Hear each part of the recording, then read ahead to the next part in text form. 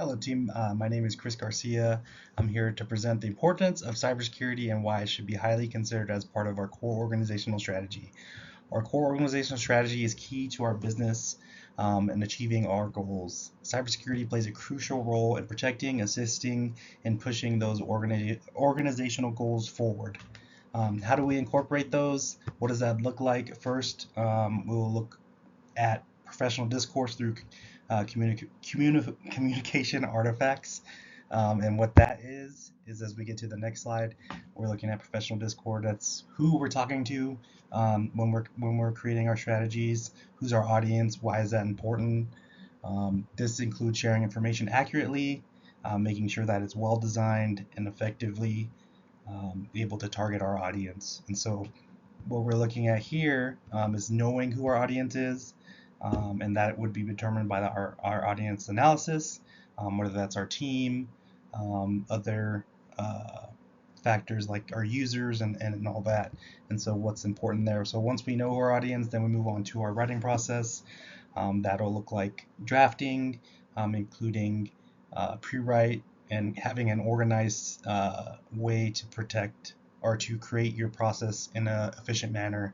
And so that looks like creating a document that is well written and eliminates waste, obviously, so that our policies are effectively communicated.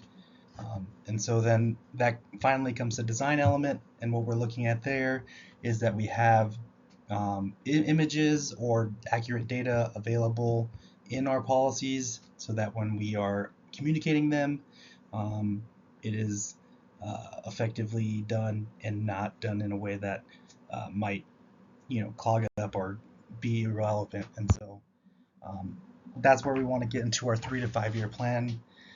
And what that looks like here, we're looking at how it aligns with our business goals. We want to be incorporating organizational cybersecurity policy that includes defining roles, responsibilities, risks, assessment, and help building towards our goals. Incorporating a framework like COBIT or ISO 38500. This will help build long-term projects to help align with preventing our assets from potential threats. So that's what our strategic management plan looks like. We'd be looking at policy, risk management, and accountability in the long term. And then so as we move on to the next part of that, we're looking at our tactical management plan, short-term goals that align with our business goals. That includes data management, identifying our data and our assets. Once those are identified, we'll be able to assess risk and who will be responsible for that data. In that tactical management plan, it's also going to include scheduling trainings, security trainings, whether that's employee trainings or you're looking at technicians getting certifications or on their own, but also including, updated trainings on new systems that kind of populate throughout our information. And so as we move to the next part of the 3 year to 5 year plan, we're looking at operation management plan, and that includes our day-to-day operation. That's going to include monitoring, incident response, automated systems. That's going to include a lot of what goes on in our day-to-day and how we're going to make sure that we're constantly doing that throughout this plan and why it's important to our business goals and effectively moving forward. And so as we move on to the next part, we're going to look at who is important in implementing this plan. We're looking at our Chief Information Security Officer, who is responsible for designing and implementing those organizational strategies. Our executive team, which you guys will be approving those plans and making sure that we are implementing them. In an instance of a small business owner, that person is going to take on a lot of responsibility for that individual aspect and whether they decide to hire out to implement a plan and design a plan, but that is ultimately their decision on what they take. And then finally, we get to the employees who are accountable for the data and who are going to be implementing our policies on that extra information. And so that's kind of what we're going to be looking at, making sure that they are following the policies and that it works for them and it's not stopping them from completing their tasks.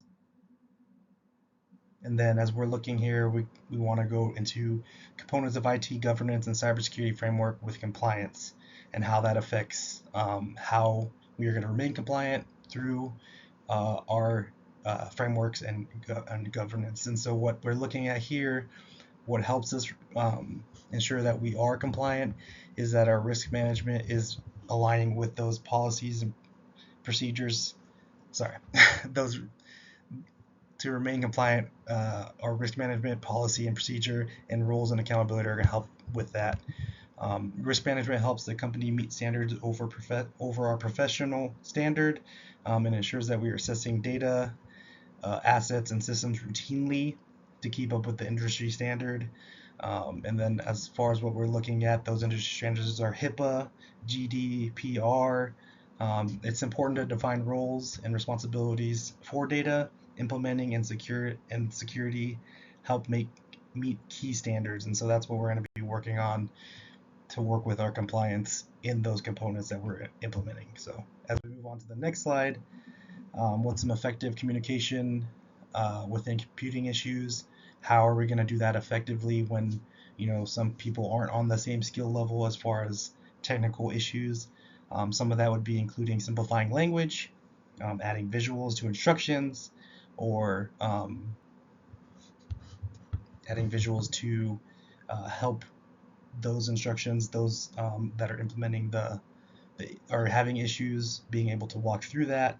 Also having planned activities to not interrupt work, but also to help them know what's coming up. And so having an expectation that we're able to implement planned activities helps them still do their job or still work with the policy or work with the computing issue, and have a way around it. And so as we move to the next slide, we're looking at a 3 to 5 year InfoSec plan with CGAR's Collection, which is my company.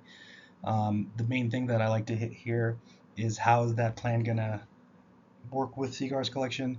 It's going to ensure that we're protecting assets, personal identifiable information, that we're a trusted company because we're implementing a strategic management plan that includes allowing users to be able to trust their data with us obviously in a world that can be very difficult to size. So we're going to be actively proactive in that manner.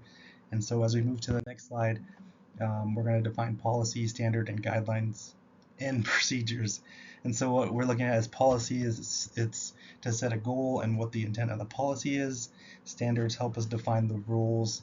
Procedures are to instructions to follow, and guidelines provide the best recommended practice.